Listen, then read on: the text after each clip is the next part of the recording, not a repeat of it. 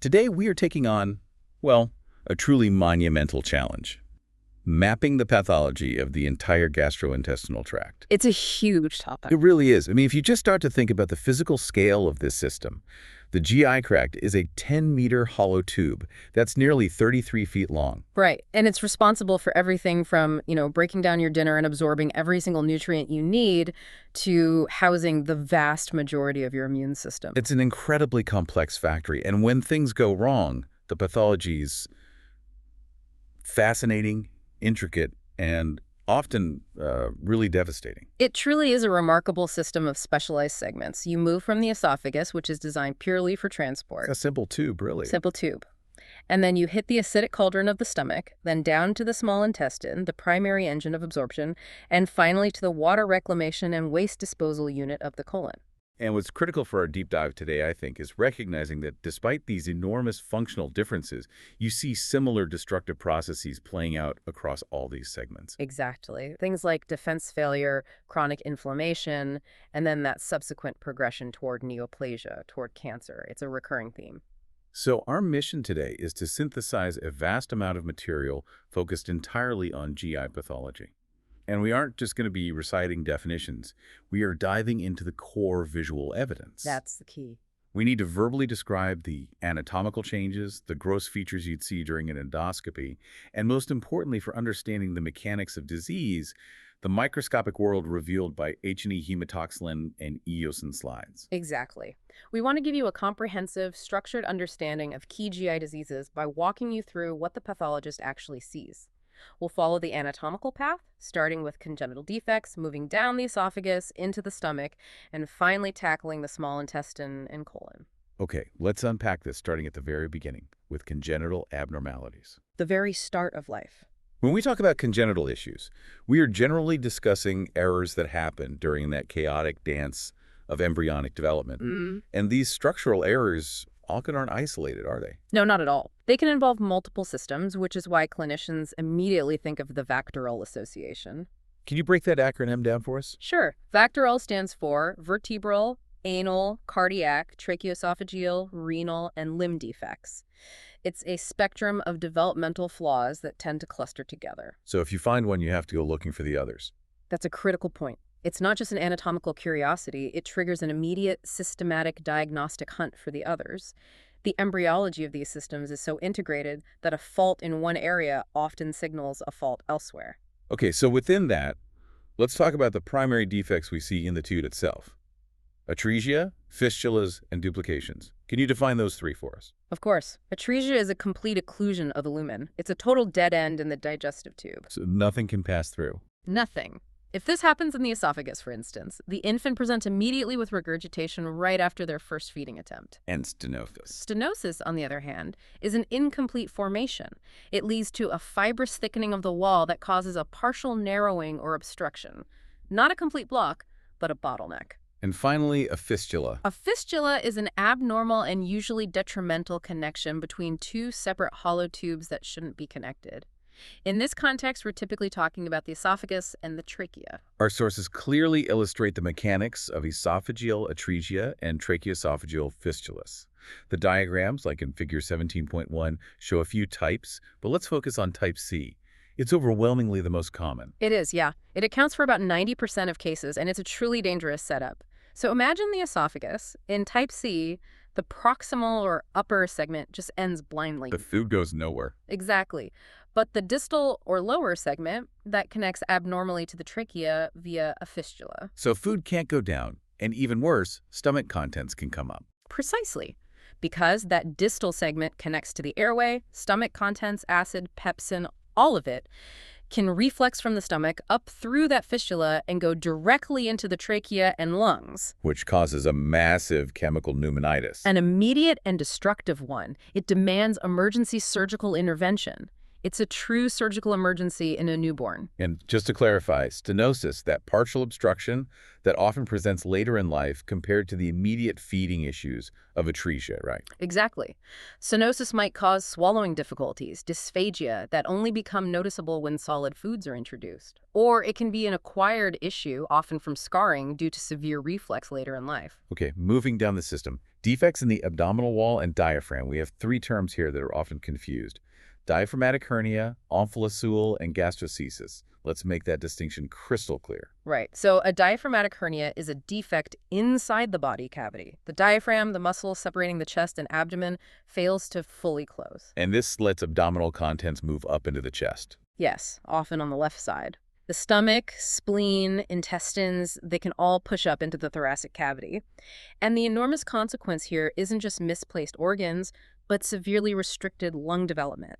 It causes pulmonary hypoplasia. So that's an internal boundary failure. What about the abdominal wall failures? Omphalocele versus gastroschisis. Okay, so an omphalocele is a herniation where the gut protrudes through the abdominal wall, but crucially, it remains covered by a peritoneal and amniotic sac. It's contained in a little bag. It is. It typically occurs right at the umbilicus and, unfortunately, is strongly associated with other chromosomal abnormalities. Gastroschisis, on the other hand, is an extrusion of abdominal contents where the bowel is completely uncovered. Just exposed to the amniotic fluid. Fully exposed. Yep. And it's located lateral to the umbilicus. That distinction between covered in omphalocele and uncovered in gastroschisis is absolutely key for predicting complications. That exposure to amniotic fluid must be incredibly damaging to the bowel. It is. The constant irritation causes inflammation and thickening, which can lead to poorer bowel function even after a successful surgical repair. Now, let's pivot to ectopia heterotopic tissue. The GI tract is famous for having islands of tissue where they just shouldn't be. Ectopia or heterotopia just means normal tissue in an abnormal location. The most common GI example is the inlet patch, which is gastric mucosa found in the upper esophagus. Stomach tissue in the esophagus. Right, and since it's stomach tissue, it produces acid. This leads to local damage, ulceration, and can even mimic symptoms of peptic ulcer disease, but high up in the chest. And speaking of ectopia, we have to discuss the classic, Meckel diverticulum. This is a true diverticulum, meaning it includes all three layers of the bowel wall. Meckel diverticulum is the most common congenital anomaly of the small bowel, and we understand its clinical presentation through the famous rule of twos. Ah, yes, the rule of twos. Let's hear it. Okay, it's found in about 2% of the population. It's usually located about 2 feet from the ileocecal valve. It's typically 2 inches long, and it's often symptomatic by age 2. And the symptoms. They arise because this little pouch often contains that same heterotopic tissue, right? That's the whole problem. It typically contains acid-producing gastric mucosa or sometimes pancreatic tissue, and that errant gastric acid causes a peptic ulcer in the adjacent non-acid-resistant small intestinal lining. Which leads to bleeding. Occult or sometimes massive bleeding. It's a classic cause of unexplained GI bleeding in a young child. Okay, from structural anomalies to defects in mechanics, muscular, and neural development. First up, pyloric stenosis. Pyloric stenosis typically presents around the 2nd to 6th week of life. It's much more common in male infants, and it's defined by a non-inflammatory muscular hypertrophy of the pylorus. The valve connecting the stomach to the small intestine. Right. The muscle layer thickens dramatically, creating an effective obstruction. Clinically, this leads to that classic forceful, non-bilious projectile vomiting as the stomach struggles to empty. And the physician can sometimes feel this, can't they? They can. The thickened pylorus can sometimes be felt as a palpable abdominal mass, often described as an olive. And while it's serious, it's corrected by a straightforward surgical procedure called a pyloromyotomy. And then we reach Hirschsprung disease, or congenital aganglionic megacolon, a failure in the very wiring of the large intestine. This is a really foundational concept in GI path. It's a failure of neural crest cells to migrate all the way down the colon wall during embryogenesis. So the nerves just don't make it to the end. They don't. The key defect is the absence of crucial ganglion cells, the submucosal Meissner and myenteric Auerbach plexuses, in the distal segment of the colon. The rectum is always involved. And since these nerves are responsible for coordinating peristalsis, their absence means that segment can't relax. So if the nerves that tell the muscle to relax are missing, that segment remains constricted. It's a functional mechanical obstruction. Precisely. The affected ganglionic segment is pathologically narrow, and the normal, healthy bowel proximal to it has to struggle to push material through this bottleneck, which leads to massive dilation and muscular hypertrophy. That proximal dilation is the megacolon. And the diagnosis hinges on finding these missing nerves, so the biopsy must be key. What does the pathologist see on the H&E slide? The diagnosis absolutely relies on taking a biopsy from that constricted segment and confirming the absence of the large, often binucleated ganglion cells. It's a definitive microscopic diagnosis. You're looking for something that isn't there. And there are other clues too, right? In the transition zone. Yes. In the area where the healthy bowel transitions to the disease segment, the pathologist often sees hypertrophy, a thickening of the nerve trunks that are present. This helps map the boundary for the surgeon. This microscopic confirmation is essential. All right, let's move on. We're now in the esophagus. If the stomach's function is acid mixing, the esophagus's function is simple, transport. And when that simple function is disrupted, symptoms like chest pain or dysphagia, difficulty swallowing, they arise almost immediately. Let's talk about motility disorders first. The classic one is achalasia. Achalasia is the functional opposite of a fully relaxed esophagus. It's characterized by a triad of symptoms. What's the triad? First, incomplete relaxation of the lower esophageal sphincter, or LES. Second, increased LES tone. And third, aperistalsis, the total absence of those coordinated wave contractions you need to push food down. So what's physically going wrong to cause that? It's a failure due to the degeneration of the inhibitory neurons in the myenteric plexus. Without those inhibitory signals telling the sphincter to relax, it just stays tightly closed. Leading to functional obstruction and massive dilation of the esophagus above it. Yes. And we must always remember the association with secondary causes, most famously Chagas disease, from the parasite Trypanosoma cruzi, which can destroy these same neural ganglia. Obstruction can also be structural. We mentioned stenosis earlier, but what about acquired things like rings and webs? Rings and webs are just fibrous thickenings that cause narrowing. Esophageal webs are thin, shelf-like lesions often found high up in the upper esophagus. They're sometimes associated with iron deficiency anemia in Plummer-Vinson syndrome. And rings. Rings, like Schatzky rings, are concentric, fibrous thickenings often found right at the gastroesophageal junction. They can cause intermittent dysphagia, often only when you're eating something dry or poorly chewed. Okay, let's move to esophagitis, or inflammation. It has diverse causes chemical, from pills or caustic agents, or infectious, especially in immunocompromised patients. This is where the microscopic features become truly diagnostic. They really do. For a nonspecific injury, say from swallowing a caustic agent, the H&E might just show general necrosis and acute inflammation, but viral infections leave behind these signature calling cards. And these are crucial for a quick diagnosis. What should the pathologist visualize when looking for herpes simplex virus, HSV, versus cytomegalovirus, CMV?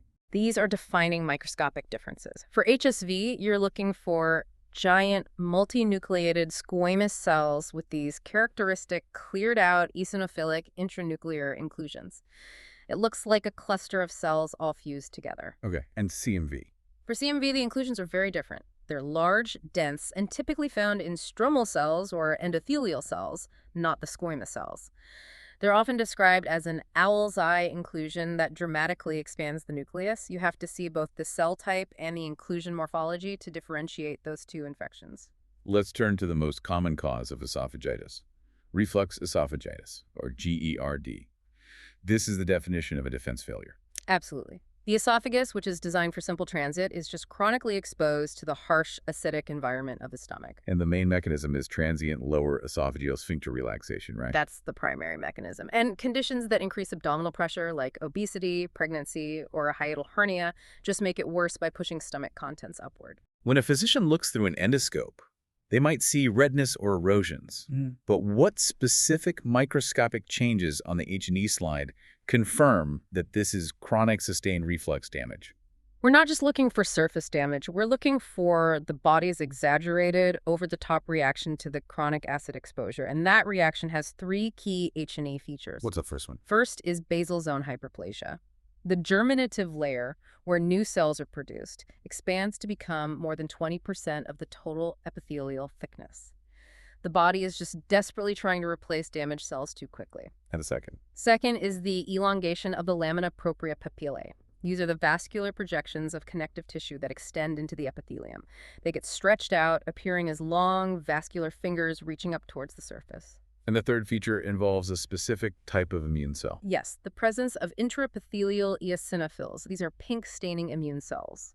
Now, while eosinophils are not exclusive to GE-FIL, their presence indicates significant tissue injury and inflammation. And that distinction, eosinophils being present but not defining in GERD, That leads us directly to eosinophilic esophagitis, or EOE. A perfect transition. EOE is a disease heavily associated with food allergies and atopy. And what defines it is the quantity and pattern of those eosinophils. Clinically, this presents differently too, right? Yes. Patients, especially children, often present with food impaction or severe dysphagia. And microscopically, the H&E slide is dramatic. You see a massive increase in intraepithelial eosinophils, and they often form large clusters or aggregates. Sometimes they're described as eosinophilic microabscesses. So if you see a huge number of eosinophils clustered together in the esophageal epithelium, that is the diagnostic hallmark for EOE. Precisely. And that diagnosis steers treatment toward dietary exclusion or topical steroids rather than just antacids. It's a distinct immunologic disease process defined by that striking microscopic morphology. Okay, before we get to cancer, we have to pause on esophageal varices. This is a vascular issue that represents an immediate massive risk. It does. Varices are directly tied to portal hypertension, which is usually secondary to end-stage liver disease cirrhosis. So the blood can't get through the liver easily. Right. The pressure backs up and blood is forced to shunt into collateral vessels. The submucosal veins of the lower esophagus are a favorite collateral route. They become extremely dilated and fragile. And the danger is that they can rupture. Yes. The danger is acute. These varices are prone to rupture, leading to massive, catastrophic hemorrhage that has a very high mortality rate. They are literally time bombs waiting to burst. Now we get to the most significant long-term consequence of chronic GED, Barrett esophagus. This is the prototypical precancerous lesion. Barrett esophagus is the body attempting to protect itself, in a way. The normal stratified squamous mucosa, which is not acid-resistant, is destroyed by chronic reflux. And it gets replaced by intestinal-type columnar epithelium. This process is called metaplasia. It's swapping a vulnerable lining for a more robust but still abnormal one. So how does the pathologist definitively confirm Barrett's on an H&E slide? We can't just rely on the endoscopic appearance of red mucosa. The diagnosis hinges entirely on finding evidence of intestinal-type metaplasia. And what that means is identifying goblet cells. These are the cells that make mucus in the intestine. Right. These distinct mucin-containing cells are characteristic of intestinal tissue and should never, ever be in the esophagus. The H&E view clearly shows this abrupt transition zone. Normal squamous mucosa, right up against the metaplastic columnar mucosa, which is loaded with these clear, defining goblet cells. And the danger, of course, is the progression from that metaplasia through dysplasia to adenocarcinoma. That progression metaplasia to low-grade dysplasia to high-grade dysplasia to invasive carcinoma, that is the entire reason we perform surveillance on patients with Barrett's. And the H&E visualization of dysplasia is the key surveillance tool. It is. Dysplasia is signaled by architectural disorganization and severe nuclear changes. Nuclear stratification, hyperchromasia, which means dark staining and enlarged nuclei. Differentiating low-grade from high-grade dysplasia is critical because high-grade dysplasia often means immediate endoscopic or surgical removal is needed. Because of the high likelihood of hidden or imminent invasive cancer. Exactly. So let's look at the two major cancers of the esophagus, which are driven by distinct risk factors. First, adenocarcinoma. Adenocarcinoma is the rising star of esophageal cancer in Western countries. It's located overwhelmingly in the distal esophagus and the gastroesophageal junction, and it's directly linked to Barrett's and chronic GERD. The H&E will reveal a classic glandular morphology. And the other type is squamous cell carcinoma. Squamous cell carcinoma is more common globally. It typically affects the mid-esophagus, and its risk factors are heavily linked to chronic mucosal injury, tobacco use, heavy alcohol consumption, caustic injury, even nutritional deficiencies like in Plummer-Vinson syndrome. And on the H&E for squamous cell. You see nests of malignant cells that are trying to reproduce squamous epithelium. You'll often see these spherical masses of keratin called keratin pearls. So we have a really clear distinction for the learner.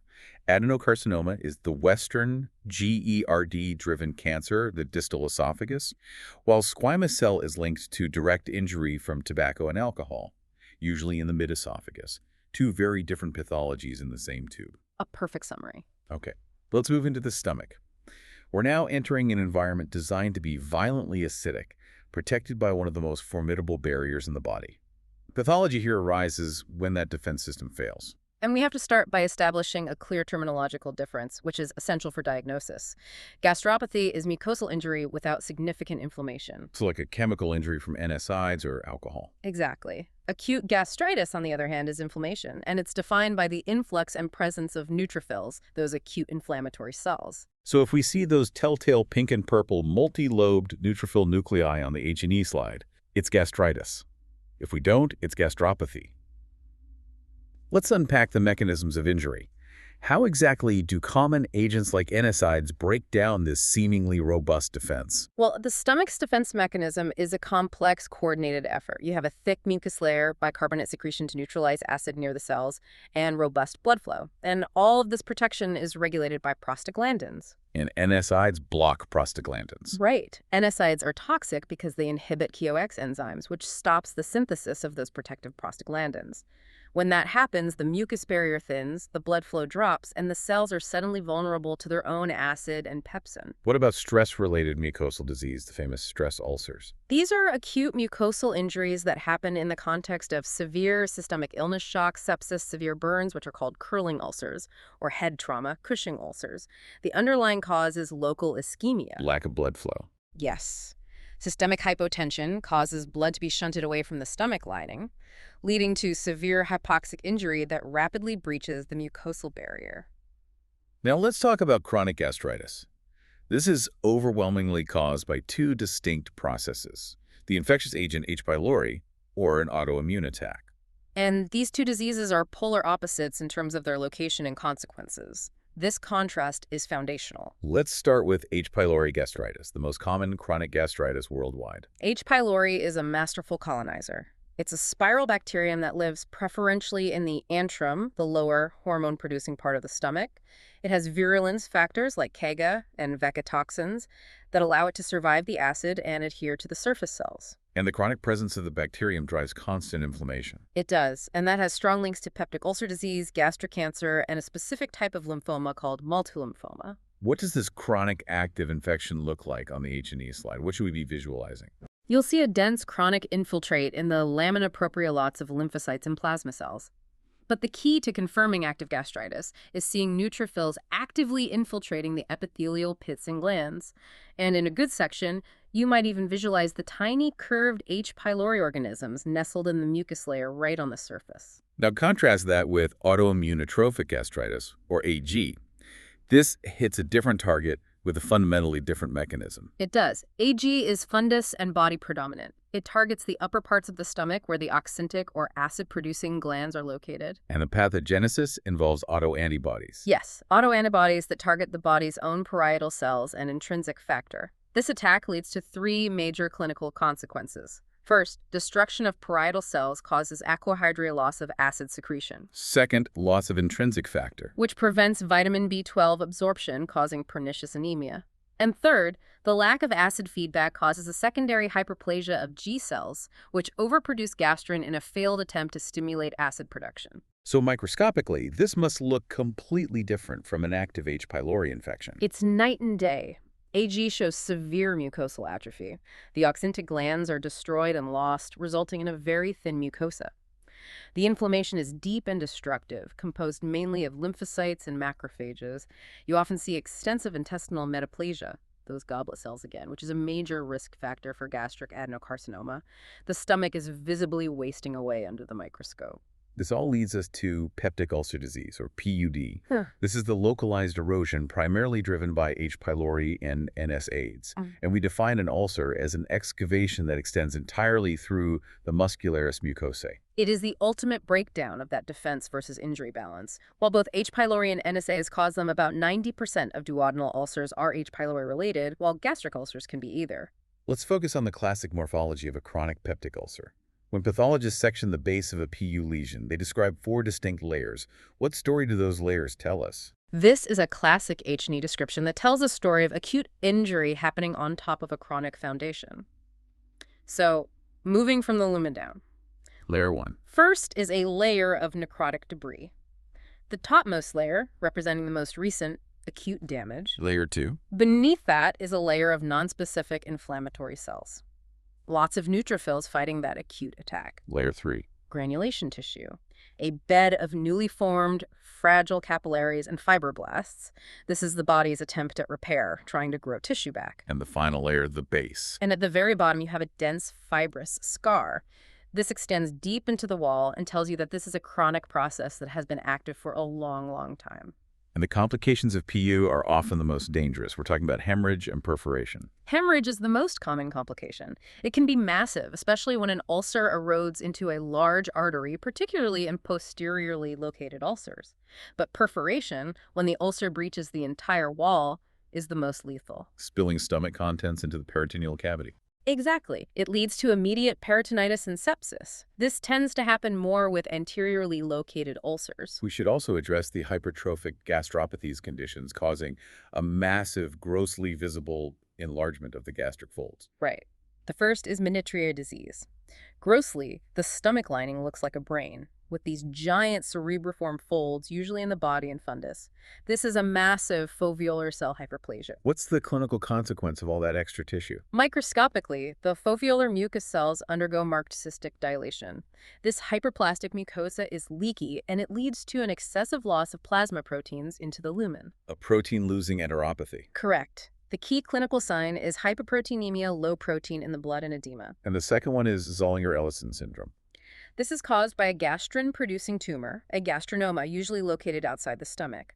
This tumor causes massive acid overproduction, leading to severe, often multiple recurrent peptic ulcers that are very difficult to treat. We're now transitioning to the neoplastic process in the stomach.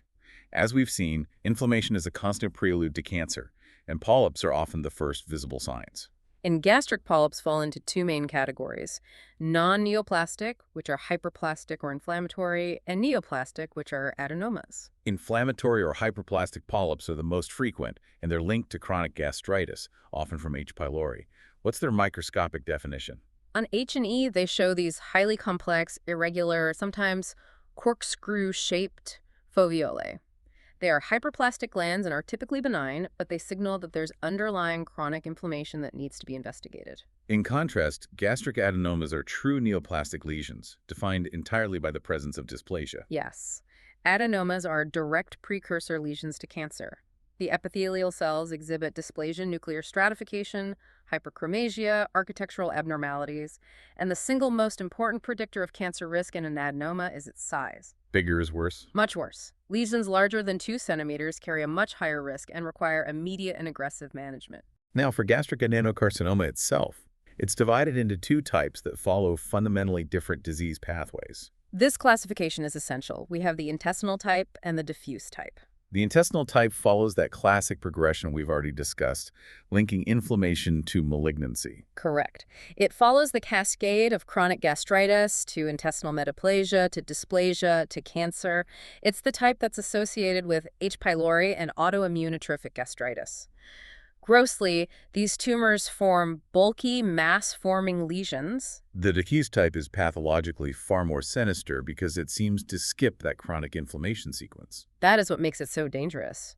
It's frequently associated with inherited germline mutations in the CDH1 gene, which codes for E-cadherin. The cellular glue. The cellular glue. Because the cells lose their ability to stick together, they infiltrate the wall diffusely instead of forming a discrete mass.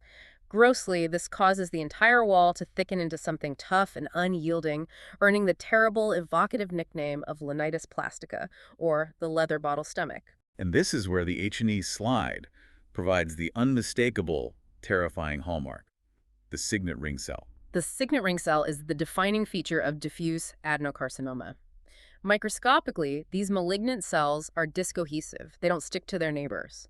And they're massively distended with abundant intracellular mucin. Which pushes the nucleus to the side. Exactly. The mucin pushes the nucleus completely to one side, giving the cell the appearance of a ring. This type is highly aggressive because it infiltrates so widely and deeply before it ever forms a detectable mass. Okay, beyond epithelial tumors, the stomach is a critical site for malt lymphoma. Malt mucosa-associated lymphoid tissue lymphoma is unique because it is so strongly linked to chronic H. pylori stimulation. The persistent immune response acts as a chronic antigenic driver, causing the B cells in the mucosa to proliferate uncontrollably. How does the pathologist confirm malt lymphoma on H&E? The diagnosis relies on finding what we call lymphoepithelial lesions, where clusters of lymphoma cells are actively invading and destroying the gastric glands. And what's truly remarkable here is the treatment. It's incredible. Especially in early-stage multiple lymphoma, simply eradicating the H. pylori infection with antibiotics is often the first-line therapy and can lead to complete tumor regression in a large percentage of patients. It's an infectious disease that turns into a cancer, and treating the infection can cure the cancer. It's a perfect example of that link. Next up, neuroendocrine neoplasms, often called carcinoid tumors. These arise from the neuroendocrine cells within the mucosa. The H&E is characterized by small, uniform cells, often forming nests or trabeculae. The nuclear morphology is key. A finely stippled nuclear appearance we call salt and pepper chromatin. What does that reflect? It reflects the finely granular cytoplasm and the secretory vesicles of these neuroendocrine cells. Their behavior depends heavily on location and context. And finally, for the stomach, the most common mesenchymal tumor of the GI tract, GIST. GISTs, gastrointestinal stromal tumors, arise from the interstitial cells of Cajal. These are the fundamental pacemaker cells of the GI tract that initiate peristalsis. And the pathogenesis is genetic. It's defined by activating mutations in key tyrosine kinase receptors, primarily KIT or PDGFRA. This specific genetic signature defines the tumor. What does a GIST look like on H&E, and what dictates how aggressive it will be? They typically present as solitary intramural masses.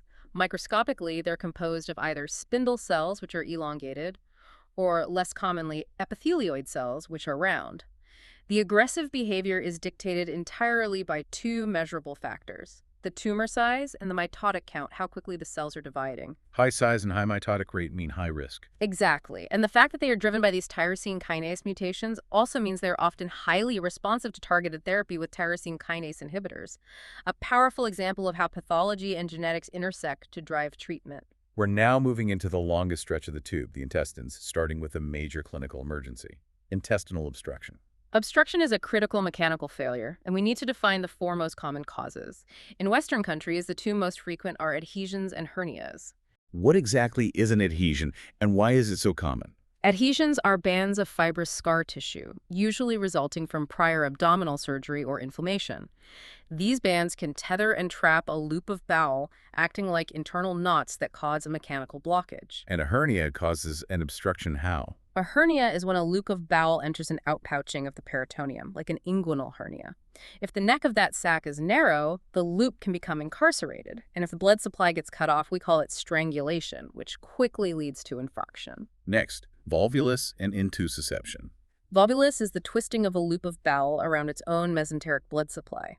It's most common in redundant loops of the sigmoid colon or cecum. The twisting action rapidly obstructs both the lumen and the blood vessels. Intussusception is the telescoping of one segment of the bowel into the segment immediately distal to it. And this is most common in children, right? Yeah. It's the most common cause of obstruction in children under 2. The telescoping action drags the mesentery along with it, cutting off the blood supply, which almost always results in intestinal infarction if it's not resolved quickly. This leads us right into ischemic bowel disease, which is what happens when that blood supply is compromised. The pathogenesis is either an acute vascular obstruction, a blocked artery from an embolism or thrombosis, or non-occlusive causes, like profound shock or hypotension. And it's important to know the vulnerable areas. The watershed zones. Like the splenic flexure. Exactly, where the blood supplies of the superior and inferior mesenteric arteries meet. These areas are particularly susceptible to injury during low blood pressure events. Let's visualize the H&E spectrum. How does the degree of ischemia look under the microscope? In mild reversible ischemia, you see superficial injury. The surface epithelial cells slough off, but the crypts, the regenerative base, are preserved. This can often heal. But if the ischemia is severe and transmural, the H&E is dramatic. The bowel wall appears dark, hemorrhagic, and just dead. It's coagulative necrosis extending through all layers. Now for malabsorption syndromes, we have to start with celiac disease. Celiac disease is a chronic inflammatory immune-mediated condition triggered by the ingestion of gluten in genetically susceptible individuals, those with HLA-DQ2 or DQ8 genes. It's not a food allergy, it's an immune assault. Walk us through that immune cascade. How does gliadin, the gluten component, trigger the T-cell response? So gliadin crosses the mucosal barrier. Inside the tissue, the enzyme tissue transglutaminase, or TTG, deamidates the gliadin peptides. It chemically modifies them. And that modification is the key. It's the key. These modified peptides are then presented by the specialized antigen-presenting cells carrying those HLA-DQ2 or DQ8 molecules. This presentation activates CD4 plus T cells, which then release cytokines, leading to the systematic T-cell-mediated destruction of the small intestinal lining. So it's not the gluten itself that's toxic, it's the body seeing a chemically modified version of it, treating it like a foreign invader, and systematically tearing down its own small intestine. A perfect summary. And that systematic destruction creates a specific diagnostic triad on the small intestinal biopsy. Yes. This triad of microscopic changes is diagnostic. First, villus atrophy. The finger-like projections, the villi, are severely flattened or lost entirely. Second, Crypt elongation. The crypts, the regenerative base, deepen dramatically, trying to compensate for the lost surface area. and third, Increased intraepithelial lymphocytes, or IELs, a massive influx of T cells infiltrating the surface epithelium. now briefly, let's contrast that with lactase deficiency and environmental enteric dysfunction. Right. Lactase deficiency is purely enzymatic, not immune-mediated. The unabsorbed lactose pulls water into the lumen, causing osmotic diarrhea. And environmental enteric dysfunction, or ED, is a chronic condition in resource-poor regions linked to poor sanitation. Microscopically, it mimics celiac, but unlike celiac, it's often unresponsive to dietary changes alone. All right, the infectious landscape of the GI tract is vast. Let's cover some key bacterial agents. We can start with Vibrio cholerae. This causes severe, watery, secretory diarrhea, the famous rice water stool. The mechanism is a toxin that activates adenyl cyclase, leading to massive CFTR-mediated chloride secretion. Water just passively follows the salt out of the body. Next, shigellosis, a leading cause of bloody diarrhea or dysentery. Shigella is invasive. It resists gastric acid, invades the M cells of the colon, and produces Shiga toxin, which directly kills epithelial cells. H&E shows intense acute inflammation and superficial ulcers. We must be crystal clear on the differences between the E. coli strains, E-tech versus EHEC. E-tech, or enterotoxigenic E. coli, is the primary cause of traveler's diarrhea. It's toxin-mediated, causing a watery secretory diarrhea.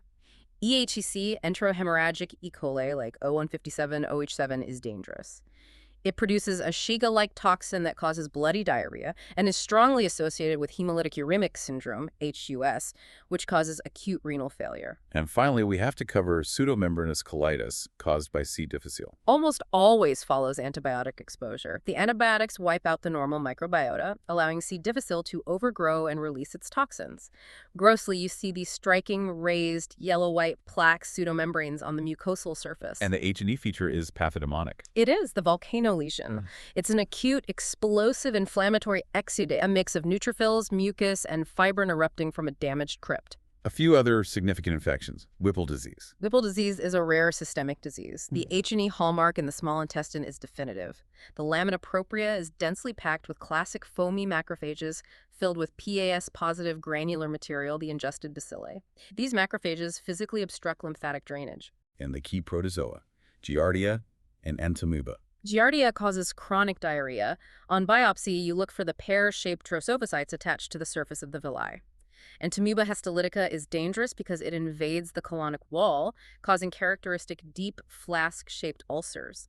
And the trophozoites can be seen on H&E as containing ingested red blood cells. Now we come to inflammatory bowel disease, IBD. This is the pinnacle of chronic GI pathology, encompassing Crohn's disease and ulcerative colitis. This comparison is the single most important diagnostic divide in this entire deep dive. It really is. These are relapsing disorders driven by genetic susceptibility, environmental factors, and a totally aberrant self-destructive immune response against the normal gut microbiota. Let's go through this comparison point by point. Start with the defining differences in location and distribution. Okay. Crohn's disease is defined by skip lesions. Discontinuous, patchy areas of inflammation alternating with segments of healthy bowel. It can affect anywhere from the mouth to the anus, but the terminal ileum is the classic site. And ulcerative colitis. Ulcerative colitis, UC, is absolutely continuous. It always begins in the rectum and spreads proximally in an uninterrupted fashion, and it is strictly limited to the colon. Next, depth of involvement. This is crucial. Crohn's disease is transmural. The inflammation involves all layers of the bowel wall, from the mucosa right through to the serosa. This causes the wall to become markedly thickened and rigid. Whereas UC is superficial. Right. UC is limited to the mucosa and superficial submucosa. The muscle layer is typically unaffected, meaning the colon wall is not thickened. What about the gross morphology an endoscopist would see? Crohn's is dramatically destructive. The transmural inflammation creates deep knife-like fissures and ulcers. When the intervening undamaged mucosa swells up, it creates the characteristic cobblestone appearance. You also see creeping fat and the formation of strictures. And you see. UC, being superficial, features broad-based ulcers. The areas of regenerating mucosa bulge into the lumen to form large pseudopolyps. The overall mucosa is just diffusely granular and red. This brings us to the microscopic hallmark. The definitive H&E finding that, if present, separates the two. Both diseases show crypt distortion and crypt abscesses.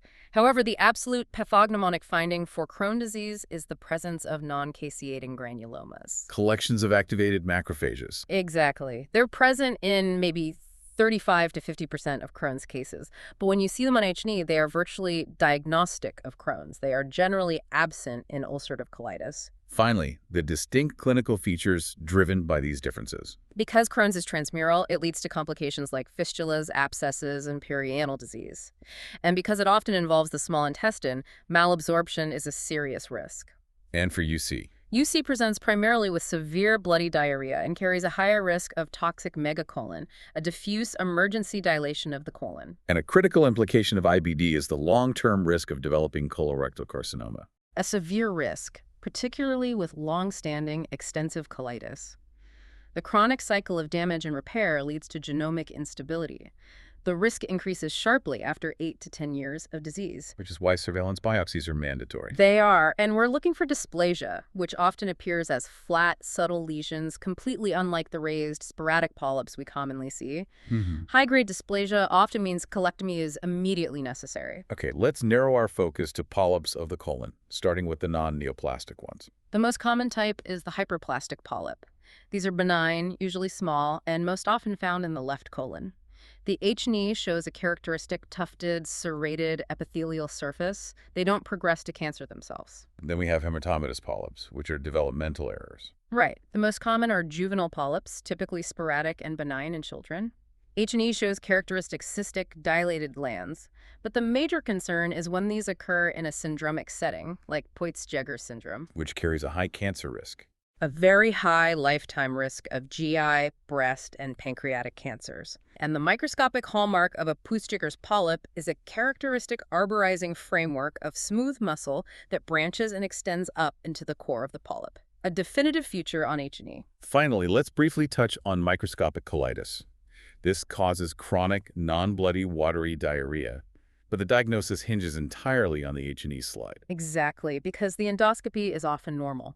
We rely on two defining H&E features. For collagenous colitis, the defining feature is a strikingly thickened, dense, pink-staining subepithelial collagen band right beneath the surface. And for lymphocytic colitis. That's defined by a significant increase in intraepithelial lymphocytes, or IELs, often exceeding 20 IELs per 100 epithelial cells, but without that prominent collagen band.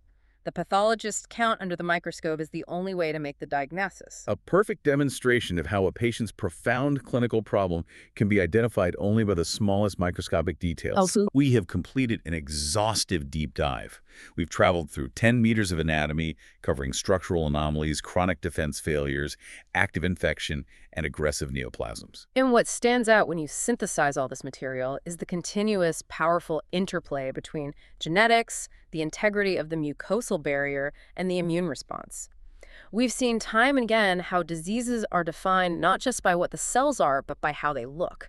The diagnostic power of the H&E slide is just immense. And that leads to the crucial takeaway for the learner. That progression from injury to inflammation to metaplasia to dysplasia, it's a recurring, predictive, and life-threatening theme. We see this exact sequence in Barrett's esophagus, in autoimmune atrophic gastritis, and in long-standing colitis-associated neoplasia. Understanding this progression is absolutely vital for developing effective surveillance and prevention strategies. Absolutely. We have focused extensively today on the classic anatomical pathological view, defined by morphology and visual cues, but we have to conclude with a provocative thought about the future. Right.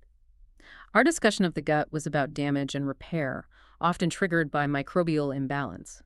So given the dramatic advancements in sequencing and metabolomics, How might the rapidly increasing focus on the GI microbiome, and specifically the metabolic products it creates, fundamentally change how we classify and treat diseases like IBD, diverticular disease, and even some types of gastric cancers in the next decade? Will the tiny organisms we can't see on the H&E slide finally be the key that helps us cure the damage we can see? That is the next deep dive for all of us to consider.